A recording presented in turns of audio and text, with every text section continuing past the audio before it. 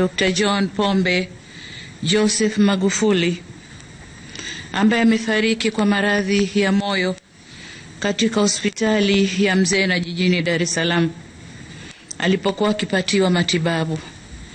Mheshimiwa Rais Magufuli alilazwa tarehe 6 Machi mwaka huu katika taasisi ya moyo ya Jakaya Kikwete kwa tatizo la mfumo wa umeme, tatizo la moyo la mfumo wa umeme ambalo kitaalamu linajulikana kama chronic atrial fibrillation, ambalo alikuwa nalo kwa zaidi ya miaka 10.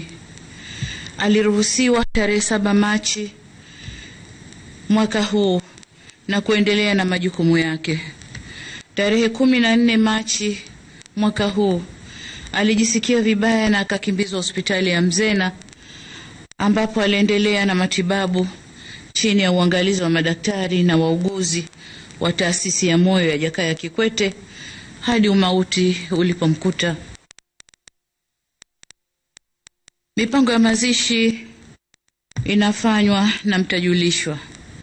Nchi yetu itakuwa katika kipindi cha maombolezo kwa siku 14 na bendera zitapepea nusu mlingoti. Bwana ametoa, jina lake lihimidiwe. Asanteni sana.